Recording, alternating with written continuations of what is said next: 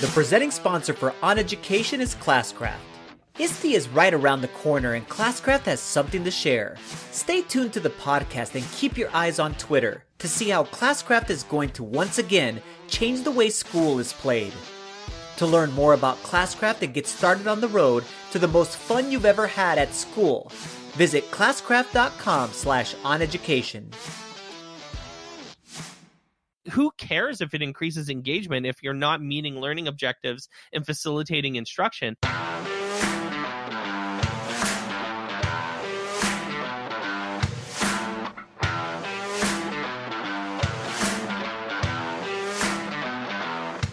Welcome to OnEducation. I'm Mike Washburn. And I'm Glen Irvin. Friends, we have an awesome pod for you today.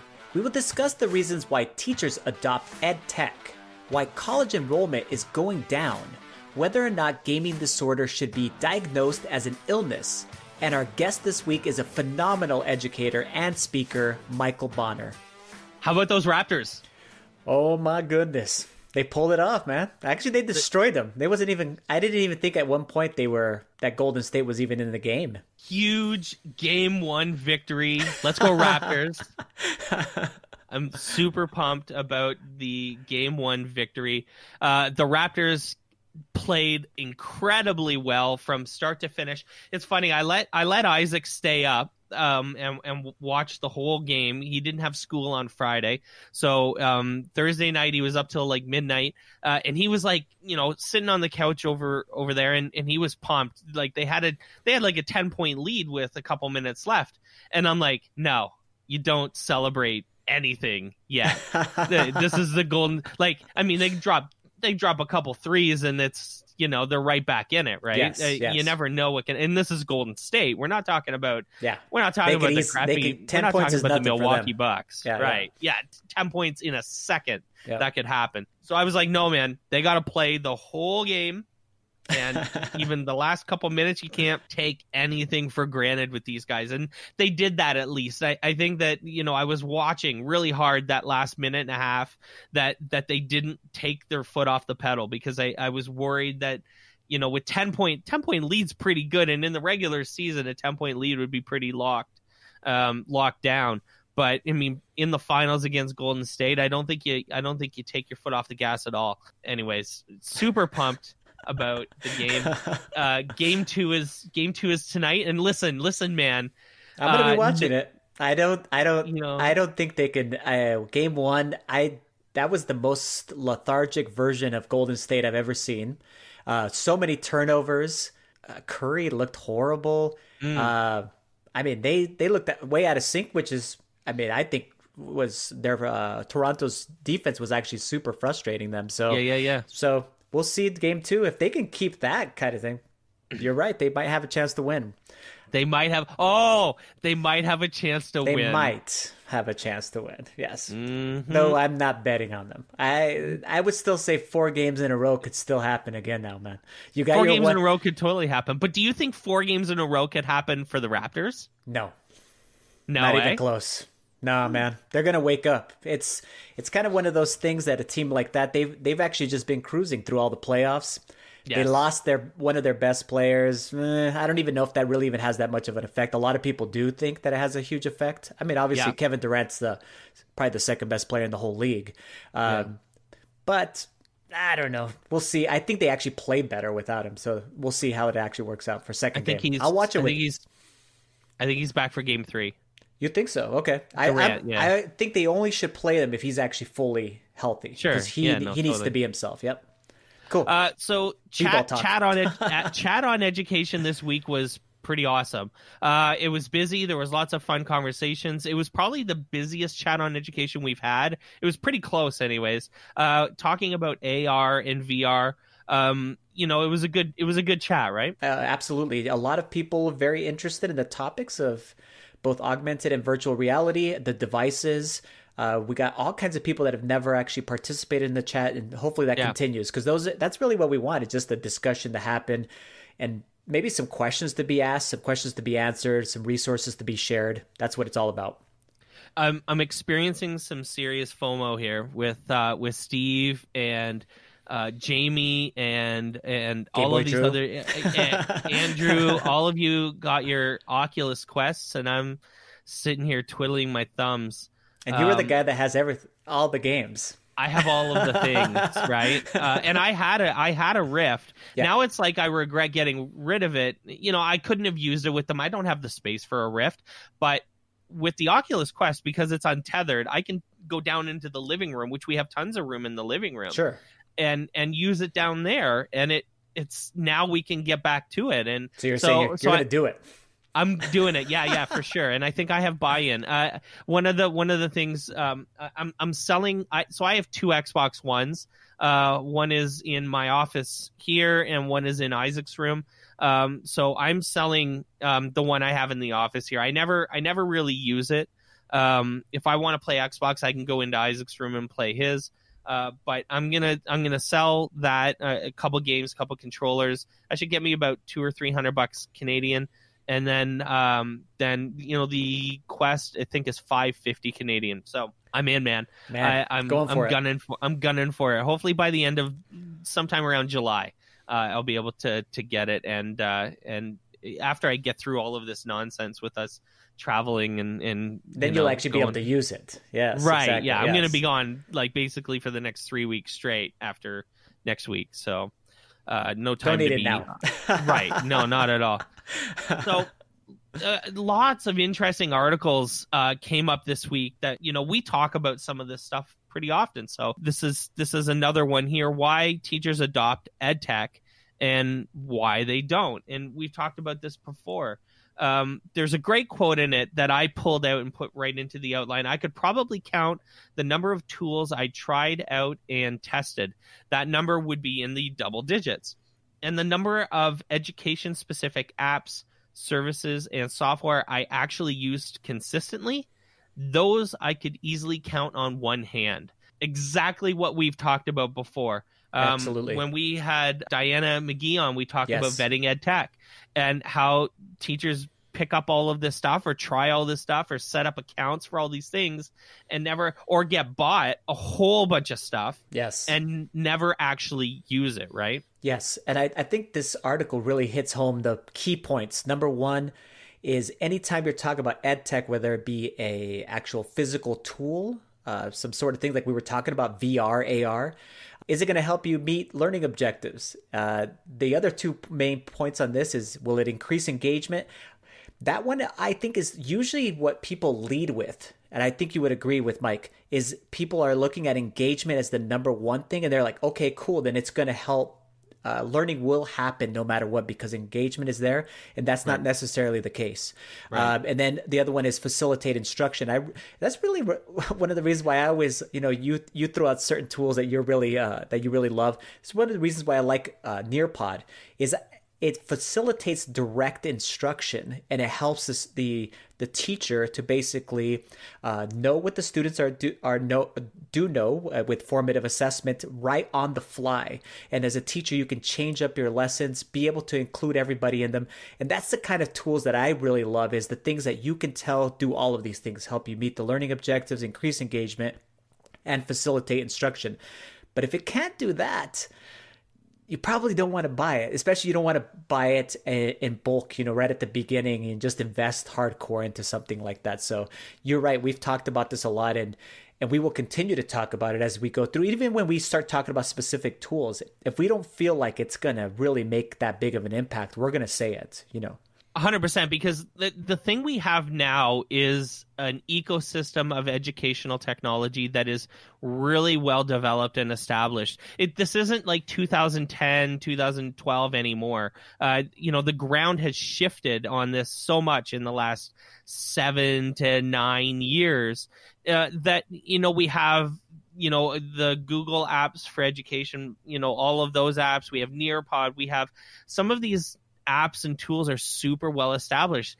And what that means is that some of these other apps that come out, when they come out, they're having a much harder time establishing a foothold because they're trying to break through against apps that are already really well established. But I think the point of that is, in context of this article, is that if you're developing a brand new application, you better bring it. Like, you better be a really meaningful, you better bring something new, and then be able to show that your app will, increase engagement, it will meet learning objectives, and it'll facilitate instruction. Yes. You have to be able to hit all the minimum. Yes. And you have to hit these three things.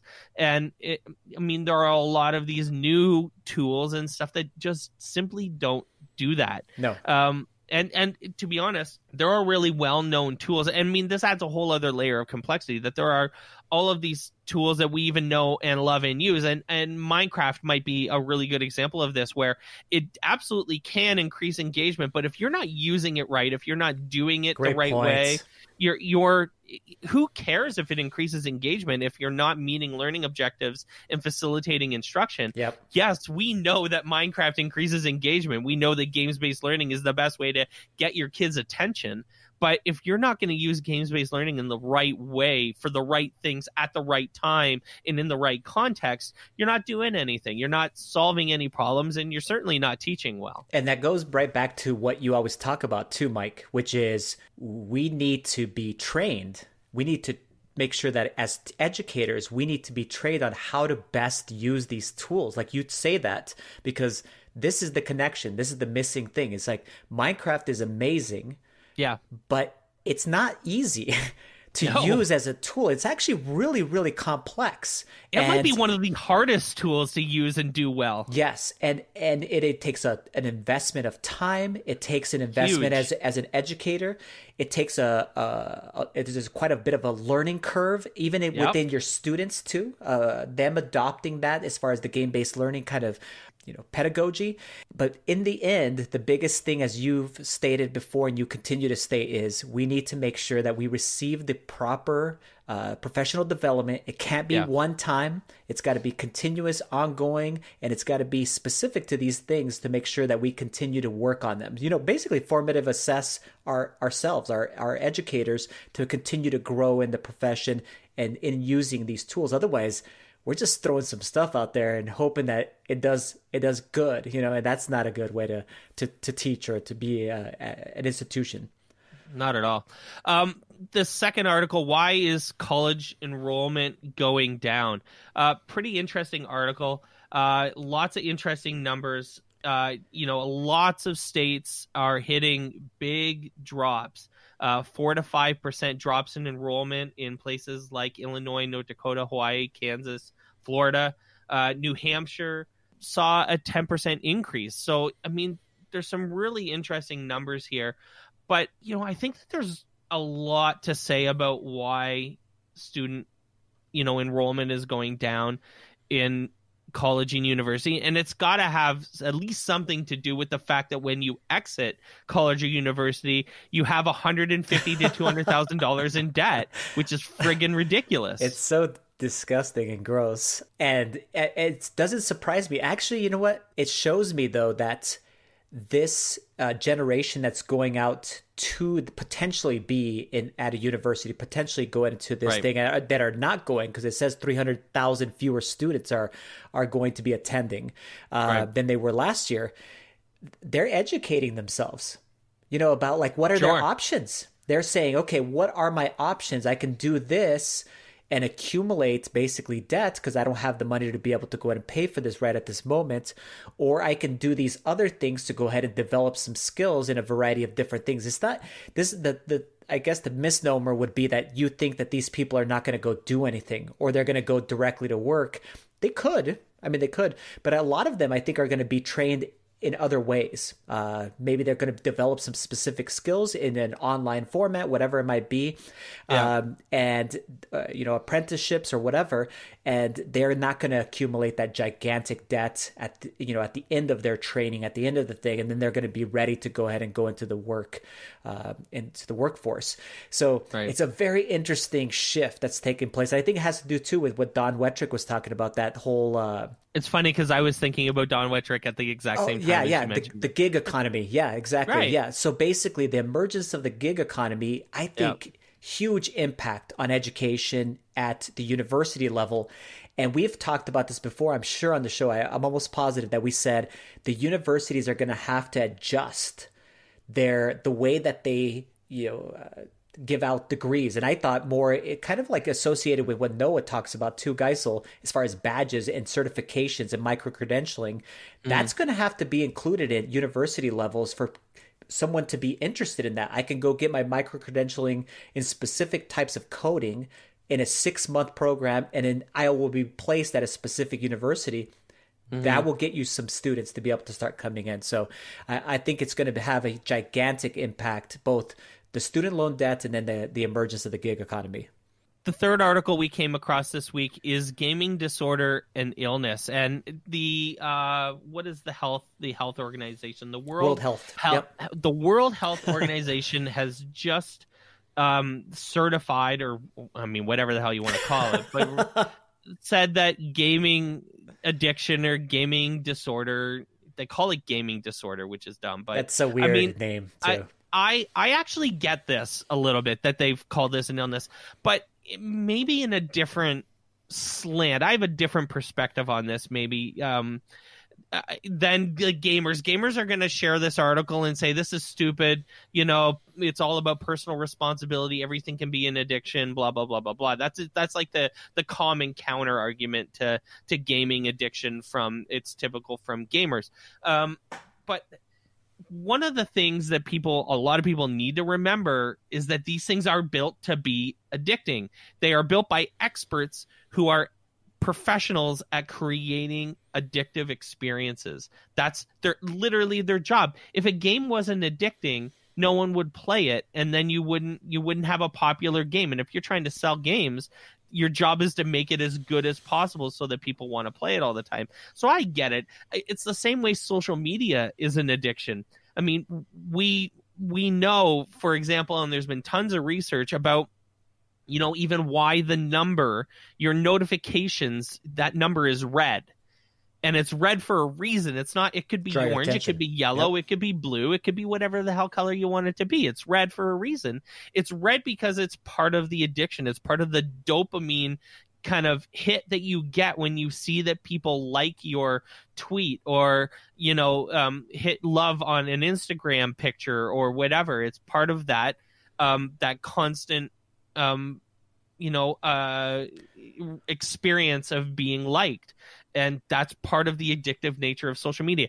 I think if I don't know the answer to this, but if they haven't certified, for example, social media as an addiction, they better be getting on that next, because it's the exact same thing as gaming addiction. I would agree. And the only part that I really find disturbing about something like this is that someone can then weaponize this type of, research, especially if you read deeply into the article. We're talking about a very few percentage that are actually classified that have this, gaming disorder. Yeah. So what people do though is they use something like this in a quick clickbait as far as gaming disorder, right? And then they use it to basically say, hey, we should ban all games. We should do this. This is horrible, blah, blah, blah. And if you get to an extreme point of anything, it's really bad. It can really have a devastating effect. And that's what this article talks about. But it also 100%. Says that this is not a common occurrence. It's a small percentage of people that are apt to go ahead and have this specific thing. And we got to make sure, like you always talk about, we got to do things to make sure that our kids aren't just always on them, that we limit the amount of time that they're working on things, and we do a variety of different things. And that's what we all try to do as parents, and especially as educators, that we're doing a variety of different things, not just one type of thing. Especially we're not trying to get, obviously our kids hooked on to video games or whatever it might be. So I just don't like when people weaponize things, and this seems like something that people could latch onto and then use it in a different sense to be able to go ahead and, give attributes to say, hey, we shouldn't do any of this stuff. So that was my big take on it. I was once watching a show. I can't remember what the nature of the show was, but it was talking about it was a mother and a son, and the son was obese in an unhealthy way, and they were talking about health and stuff like that. And the doctor, there was a doctor that was interviewing the mother, and he said, does he eat healthy? What does he eat? And she's like, oh yeah, he eats super healthy. He eats like 10 oranges a day. Ooh. And the doctor just looks at her and goes, "Are you kidding me? That's excessive. Eating 10 oranges a day is not healthy. That's bad." I mean, and he had to go into this whole, like, he went into this whole talk about how, like, anything in excess is bad for you, including eating 10 oranges. That would be bad, dude. Bad. That's got to do a number on your stomach and your whole system. My God. The acid in your mouth, how much it is? Right? Oh, yeah, a lot. Interesting. Brutal. Yes. And it's like, great story. I mean, I right. And I get it completely that, I mean, the percentage, I love the point that you talk about weaponizing this, because the percentage of most addictions is super small. You know, but there's certainly a subset of people who love bashing video games and love, absolutely, you know, finding that evidence and they're that one thing that they can just hammer people with. Yes. To say, look, all video games are bad. This is why they're bad. They are a scourge on society, or whatever they want to say. And totally. it's just ridiculous. So I can acknowledge the idea that, you know, even the danger of acknowledging this as some sort of, you know, big thing can be blown out of proportion, as people are wont to do sometimes with stuff like this. Absolutely. When we come back, summer holidays are starting up all around the U.S., and we're going to recap a great conversation we had on Twitter about summer break, quote unquote, and getting the question, it must be nice to have the summers off. What do you do all summer? So stay tuned. Do you have plans to attend the ISTE conference this summer? Come one day early and participate in the Best Hidden Gem conference in the United States. Badge Summit 2019 will take place on the Temple University campus in Philadelphia, Pennsylvania on June 22nd. There will be lots of wicked smart educators to collaborate with on topics such as digital badges, credentials, gamification, and more. To learn more about Badge Summit, simply visit bit.ly/Badge Summit. All right, welcome back to the podcast, everyone. So, Glenn, I have a question for you. All right, what do you got? Glenn, it must be nice to have the summers off. What do you do all summer? You're not doing anything. You're just sitting around. You have a pool. All teachers have pools, don't they? We all have pools. We all lounge around, right? From the beginning of the summer till the day right before workshops begin. What time do you start drinking in the summer? It must be great. It's like you can just drink all day. Chill and Netflix, the whole thing. Yep, exactly. Damn. So, no. Wow. Yeah. I just wrote that I really hated that question because it comes, and a lot of times I don't think people mean to be nasty about it, but it always has this tinge of like, oh, like, what do you actually do then? You know, but some people are nasty about it. Oh yeah. Some people are for sure. And it's just, it's hard to get people to realize that there are perceptions that, you know, we just chill out during the summer, that right. We still get paid during the summer, even though we don't work. That one too just bugs me so bad. But I feel like, and what I'm going to be, the reason why I was even posting this is because I wanted to collect people's thoughts, which there were so many good things that people wrote. Yeah. On just basically changing the perception of the public and making sure that it's clear to people and continuous change, because it's not a one-time thing. I think we need to make the point clear to people, like that the reality of what's happening in the profession and what their perceptions are two different worlds. For example, that one about getting paid during the summer, all of us earn our money during the 180 some days or 190 some days, however many you work. It's prorated. During the year. Yep. Exactly. And most people don't get that, though. They don't understand that the district and even the taxpayer in a weird indirect way is actually saving money by paying us on a 12-month basis. That's why a lot of unions actually have demanded that we have the option of getting paid in a 9-month calendar during the time that you actually work, and then then having the summer, you save your own money, you do whatever you want to do, and then you can also have the option of doing a 12-month, because they understand that if you invested that money yourself as a teacher, you would be making the interest versus the district making the interest off that money that's just sitting there from the state or the federal government. So it's a big deal that people understand that we get paid a per day rate. And it's, for us, it's associated with the salary grid, but that per day rate is for those 190, 100, whatever, 200 days that you actually work.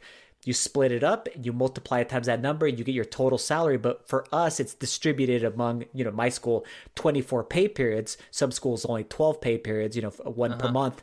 But whatever it is, you already earn the money. So they're just holding it for you is a good way of being able to describe it.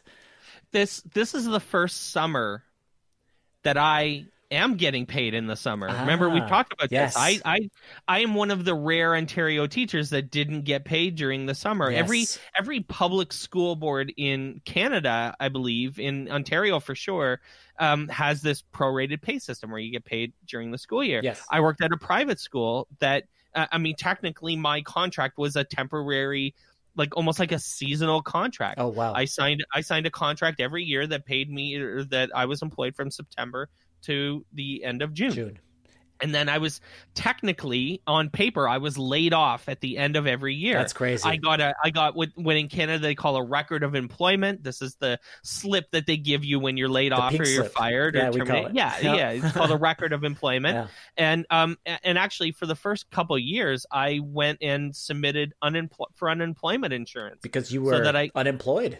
Yeah, I had no money. I had no job. Technically, I was unemployed.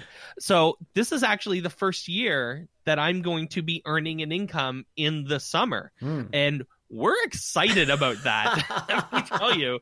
I mean, it's amazing because I'll tell you, there have been just to add to that story, I didn't get paid until the end of September because we got paid at the end of every month. Yes. So I had to go through actually a whole month of driving to school and paying gas. And my commute was, about an hour each way, an hour and 10 minutes each way. So I was paying a lot of money in gas. And, you're buying stuff for lunches and stuff like that. I was chewing my arm off by the end of September, wondering how the mortgage would get paid. So, if you want to ask about why I do side hustles, for example, I'll tell you why. It's because I needed to earn income. You needed that money during the summer. Yep. In some ways I did. The distribution of that money is actually a very good thing for many, many people. And it's actually very good for the district. Like I said, they actually, because they have that money stored as a whole, they end up making more interest on that money. And that's great for everybody in the end. It's just the perception again is that you're getting paid for not doing anything, and I hate that. The other one that I hate is Brianne Wechter, one of my coworkers. She wrote that she's been asked about her ACT scores and her GPA, and in high school and at the university level, and then they ask her the question, the ultimate one: why are you even teaching? You could have done anything you wanted to do. And her response is fantastic. She said, I'm a teacher because I love it and am challenged by it daily, which makes her grow. And she hates the implication that teaching is a less profession. It's less professional. That's just right. We have amazing educators throughout the entire country here and in Canada, throughout you guys' country, that are people that, yes, they could have done anything. But my goodness, they decided to go ahead and choose one of the most difficult fields to go ahead and be in. And they are doing it right now. And then guess who's benefiting in the end? All of our students, all of our kids, and our countries are benefiting because we continue to bring up our kids and then give them the opportunities that later in life, because of an inspirational teacher, that they're going to have too. Sure. So it's just awesome too. I love that. It reminds me, this whole narrative reminds me of the quote. I learned it from a Taylor Malley poem. Taylor Malley was an educator and a poet, but he references an interesting quote. And I think I've said it on the podcast before, that whole "those who can do and those who can't teach. Yes. And that's like a brutal perception that's out there. Yes, it is. It's saying that, teaching is your fallback when you can't do that one thing that you've always wanted to do. We all know that that's, I was just about to swear there. We all know that that's ridiculous. But there are lots of smart people out there that are teaching because this is what they've been meant to do their entire lives. Yes. And, screw anyone who thinks otherwise, because that's ridiculous. There are so many, you and I are blessed to know some of the best educators in the whole entire world. And we've talked to some of the best educators in the whole entire world. And that is amazing. And you know how smart these people are as soon as they open their mouths and start talking about, and you know that this isn't their fallback plan. This is what they were born. Exactly. This is what they were born to do. There was a lot of good other quotes here that we got. Do you want to go through a couple of the other ones? Yeah. I like the one, Ivan Kaltman, who is active on our Twitter account. He said, when we're doing something that students enjoy, and he said, and some staff member, or I would say even a community member, walks by and says, hey, that looks fun. That looks like fun. And it's well intended, but implies that school being enjoyable for students is like the exception to the rule, instead of it should be the rule. And I think that they're having fun, so they're obviously not learning. Absolutely. And that happened a lot in my Spanish class when we would be singing songs. Kids would be like, we would be doing these little chants and clapping and doing some things and being kind of loud, and a bit maybe even obnoxious. But the kids having fun and laughing about stuff, laughing at ourselves, laughing at me. And then people would be like, oh, you guys are really loud, and like they look like they're, having fun, but not like in a good way, in the way that it's like, you're not really teaching anything, you're having fun, but not really doing what you're supposed to do, which is just way, way off base. This one quote here from Will Carlson. I once had a guy at my wife's Christmas party ask in a condescending tone, why teach kids? Don't you like adults? And my response was, it depends on the adult. And I'm like, damn right, it depends on the adult. Adults are difficult. Yeah, I mean, professional development is super difficult. And so it's just so strange. I mean, that's just another one where I was just like, oh, good. I've heard that before. So that's what is so powerful there too. And then another teacher, Lindsay Simpson. Oh, you're a teacher. It must be nice to get paid to play all day, which Steve Isaacs responded to that. And he said, I responded to that one too. I do play all day. And then you responded to that with basically saying that you play with robots all day and I don't care what anyone says. Yeah. My ultimate point about all this, and that's what I'm going to end up writing about, is the perceptions actually drive a lot of legislation.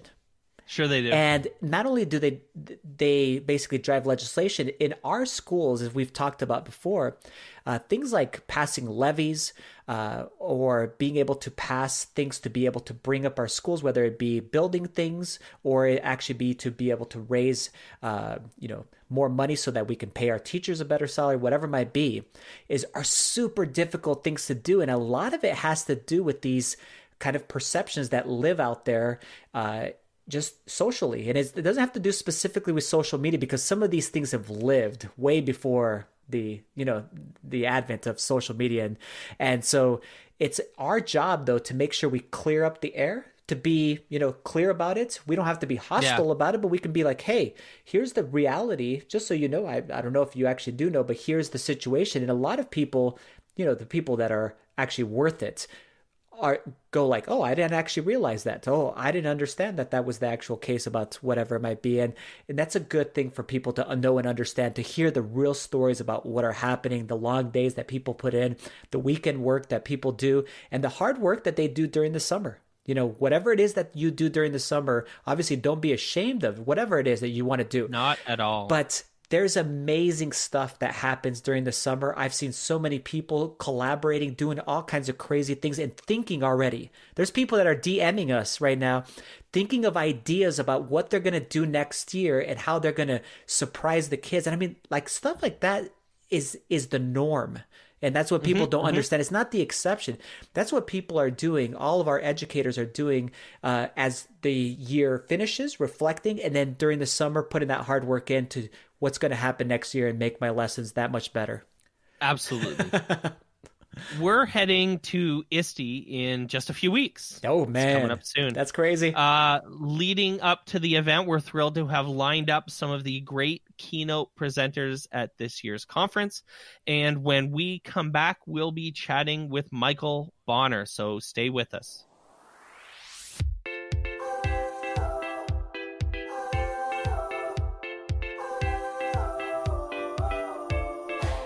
All right, welcome back to the pod, everyone. In 2017, Michael Bonner appeared on the Ellen DeGeneres Show, and since then, nothing has been the same. Michael has delivered over 100 keynotes and breakout sessions to educators all over the world and inspired educators with a story of his own brand of music-infused education.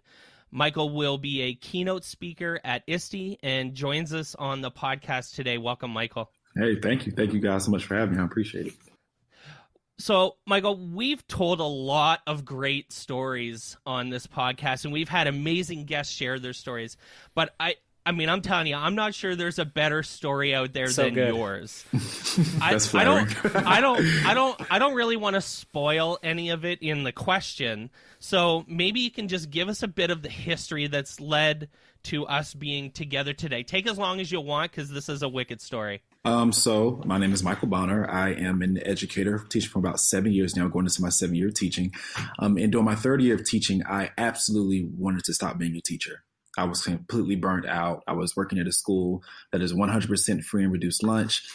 We actually park in behind barbed wire. The school is surrounded by barbed wire. There's a graveyard across the street. There's low income housing or houses that sort of haven't been built up and attended to properly, man. And I was just at that point, like, I'm done. I remember in guided reading being on Indeed.com, looking up jobs to see what else I can do.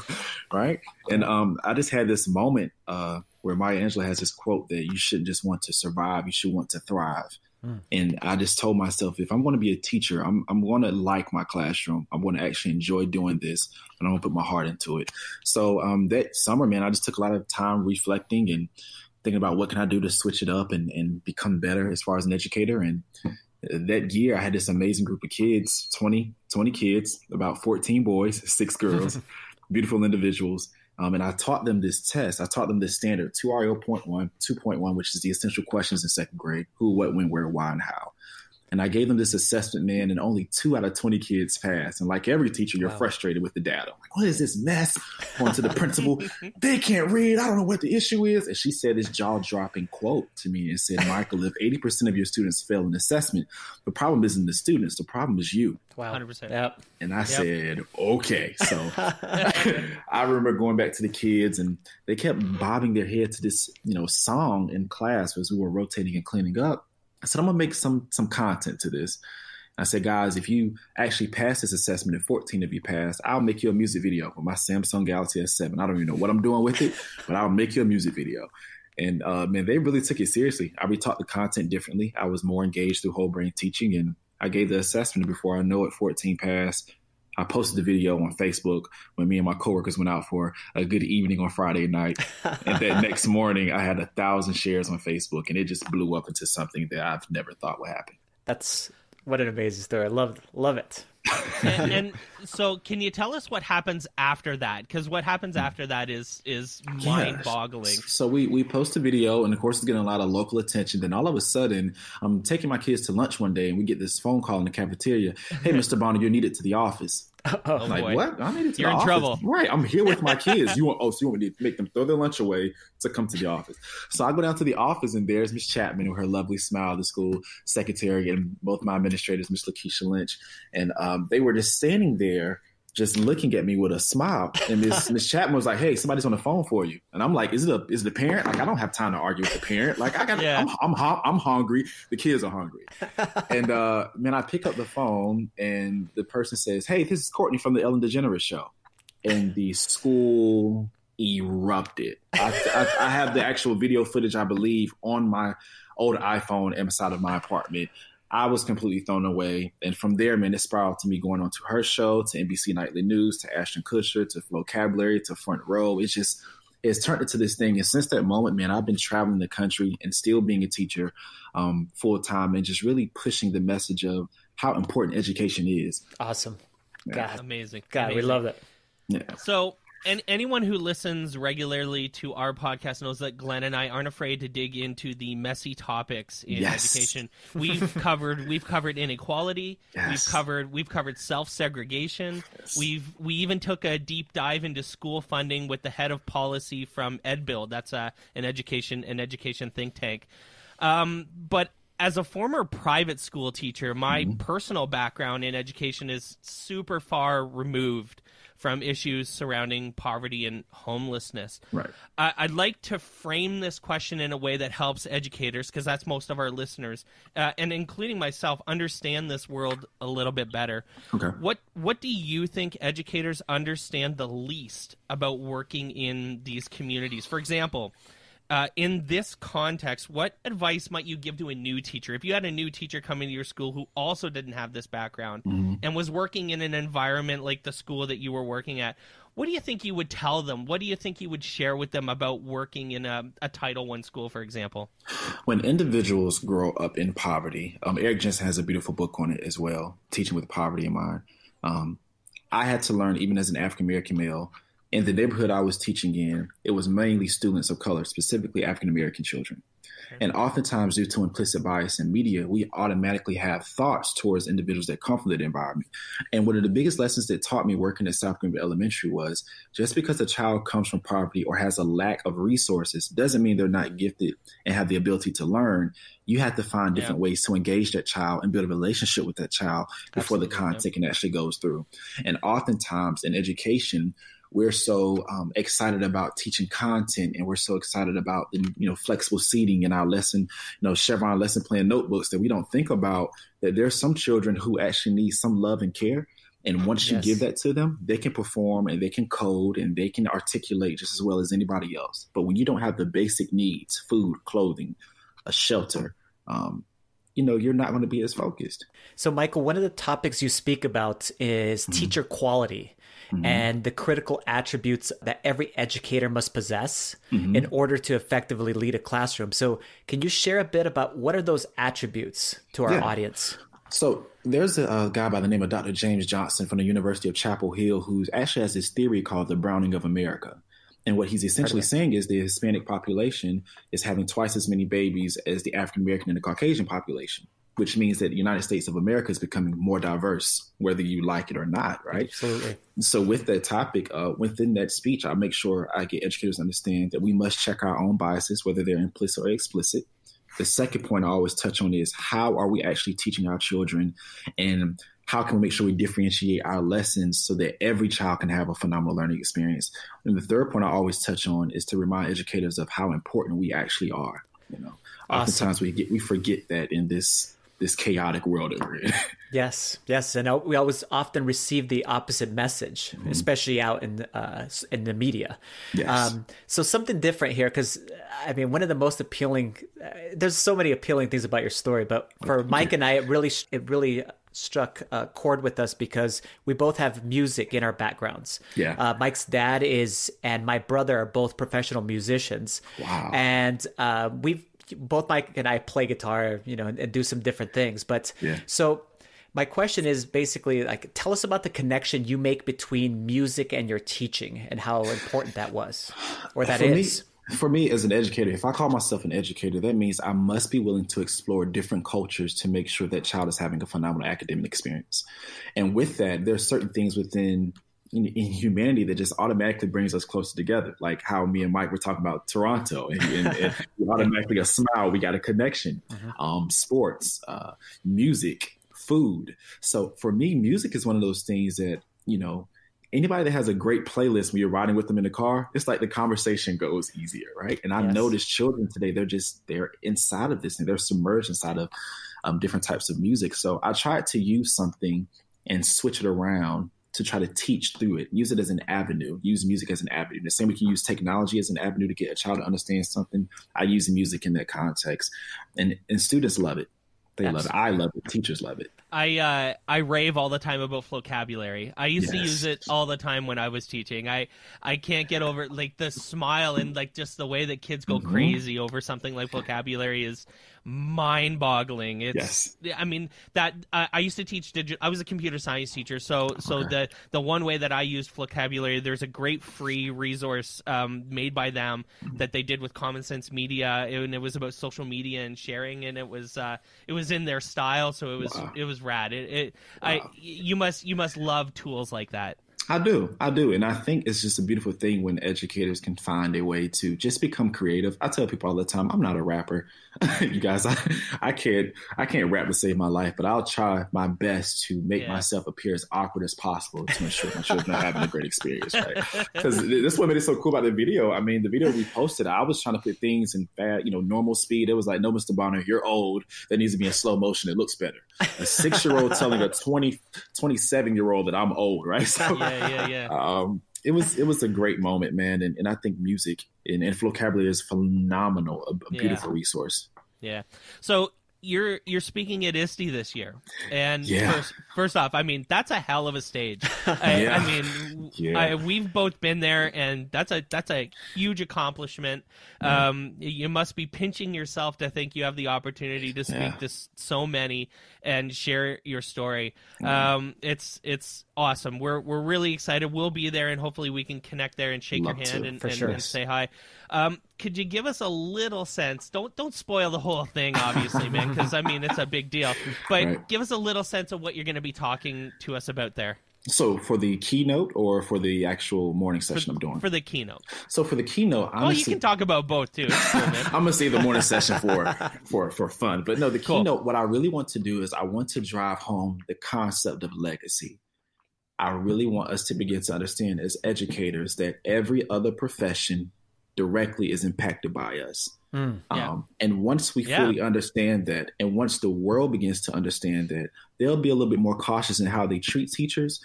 And I believe we'll be a little bit more inspired and fired up, understanding that we're affecting generations literally. I can think back to 3 key teachers for me, man, who were just very influential into me becoming a teacher or me wanting to become a better human being. And because they did that, my children are going to be better because I was inspired by a teacher. And I think once educators understand that, and you infuse that with technology, and you infuse that with digital learning and blended learning and all the other resources and things in education, it creates this moment of excitement like, hey, we can do this, and we will do this. We will make this world better through education. God, great message.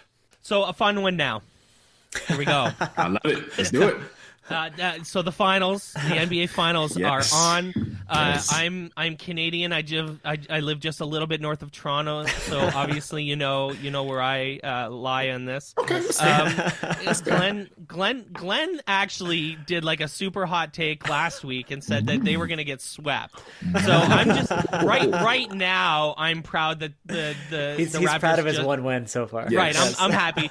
But listen, man, that was a hell of a game. I mean, they played really, really well. It was. So what do you haven't seen any of the games yet? Because I know we've talked about this a little bit. What do you think of the series? What do you think of Toronto being in the finals? Like, holy crap! I'm really excited about that. And when Toronto actually won with the Eastern Conference Finals, beating Milwaukee Bucks, to see the energy in the streets of Toronto, people don't. We sort of take things like that for granted when we're looking at it through the TV, but being in atmospheres like that will completely charge you up. That's 20,000 people. Right. I love conferences like that, which is what ISTE is going to remind me of, right? Yes. But I really feel good for Toronto if they can make sure their role players play a good job as well. It relates back to education as well. Everybody wants to be Kawhi Leonard, but everybody can't be Kawhi in the classroom. That's true. You need Kyle Lowry. You need Danny Green. You need individuals that can pitch in to make it a complete really need team. Danny Green. You really need Danny Green to step it up. I mean, all the threes possible, right?